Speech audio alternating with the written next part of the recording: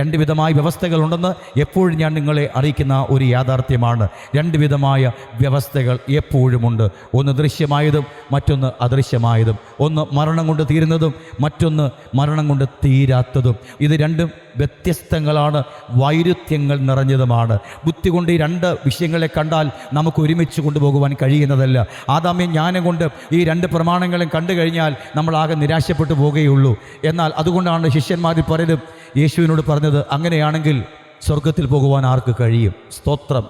ഇങ്ങനെയൊക്കെയാണ് വ്യവസ്ഥയെങ്കിൽ പിന്നെ ആർക്ക് സ്വർഗത്തിലേക്ക് പോകുവാൻ കഴിയും? ഉടനെ യേശു കർത്താവ് പറഞ്ഞു, മനുഷ്യർക്ക് അസാധ്യം, ദൈവത്തിന് സകലതും സാധ്യം. ഈ വചനം നമ്മുടെ ജീവിതത്തിൽ വിശ്വാസമായി പരിണമിക്കപ്പെടേണ്ടതിന് നമുക്ക് സ്വർഗീയമായ ജ്ഞാനം നമുക്ക് ആവശ്യമാണ്. അപ്പോൾ പരിശുദ്ധാത്മാവിൻ്റെ സഹായത്താൽ ഈ രണ്ട് പ്രമാണങ്ങളെ വിചിന്തനം ചെയ്യുമ്പോഴാണ് ഇതിൻ്റെ വ്യത്യസ്തതകൾ നമുക്ക് മനസ്സിലാക്കി മുൻപോട്ട് പോകുവാൻ ഇടയാകുന്നത്.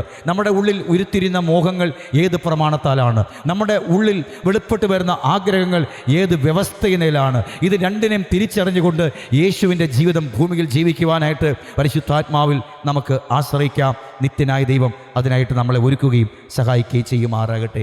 നമ്മുടെ ഇന്ദ്രിയങ്ങളിലൂടെ പൈശാചികനകത്തേക്ക് കടന്ന് ആകാത്ത ജ്ഞാനം നമ്മുടെ ഉള്ളിൽ നൽകിയിട്ട് നമ്മുടെ കയ്യിൽ നൽകിയിരിക്കുന്ന ഈ വിശുദ്ധ വചനങ്ങളിൽ രേഖപ്പെടുത്തിയിരിക്കുന്ന കർത്താവിൻ്റെ കൽപ്പിതങ്ങളെ നമ്മുടെ ഉള്ളിൽ വികലമാക്കി, ഉള്ളിൽ അതിനെ വല്ലാതെയാക്കി കളഞ്ഞിട്ട് നമ്മുടെ സാഹചര്യം അനുസരിച്ച് വചനം അനുസരിക്കുക, നമ്മുടെ സമയമനുസരിച്ച് വചനം അനുസരിക്കുക, നമുക്ക് ഇഷ്ടമുണ്ട് എന്ന് തോന്നുന്ന കാര്യങ്ങളെ സ്വീകരിക്കുക, നമുക്ക് ഉൾക്കൊള്ളുവാൻ കഴിയുമെന്ന് തോന്നുന്ന കാര്യങ്ങളെ സ്വീകരിക്കുക, അല്ലാത്തതിനെ തൽക്കാലം മാറ്റിക്കളയുക. ഇന്നും അങ്ങനെ തന്നെയാണ്. പെന്തക്കോസ്ത് സമൂഹത്തിൻ്റെ ഇടയിൽ ലോകത്തെ എമ്പാടുമുള്ള ദൈവമക്കളിൽ പ്രധാനമായ രണ്ട് ചേരിയാണുള്ളത്.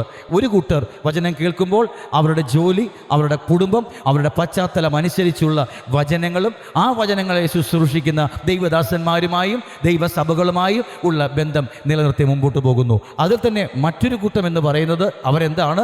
അവർ സത്യവചനം ഗ്രഹിപ്പാൻ താല്പര്യമുള്ളവരും കർത്താവ് എന്തു പറയുന്നു എന്ന് കേട്ട് ആ സത്യവചനത്തിന് വേണ്ടി ജീവിക്കുവാൻ ഉള്ളിൽ വാഞ്ച ഉണ്ടായിട്ട് അത് നിമിത്തം എന്ത് നഷ്ടപ്പെട്ടു പോയാലും അത് വലിയ നഷ്ടമല്ല എന്ന് കരുതി പോഷന്മാരെ പോലെ ജീവിക്കുകയും അപ്പോൾ തന്നെ ആ സത്യവചനം ഉൾഘോഷിക്കുന്ന ദൈവദാസന്മാരുമായി ബന്ധം നിലനിർത്തി അങ്ങനെയുള്ള കൂട്ടായ്മകളുമായി ബന്ധം സ്ഥാപിച്ചുകൊണ്ട് മുൻപോട്ട് പോകുന്ന ദൈവമക്കളെയും കാണുവാൻ കഴിയും. രണ്ട് പ്രധാനപ്പെട്ട വഴി മാത്രമേ ഉള്ളൂ. ഈ രണ്ട് വഴികളിൽ നമ്മൾ ഇതുവരെയും ഏതാണ് തിരഞ്ഞെടുത്തിരിക്കുന്നത് എന്നതിനെക്കുറിച്ചുള്ള പരമയാഥാർത്ഥ്യം പരിശുദ്ധാത്മാവിൻ്റെ സഹായത്താൽ നമ്മൾ അതിനെ മനസ്സിലാക്കേണ്ടതാണ്. ഹല്ലേലൂയ.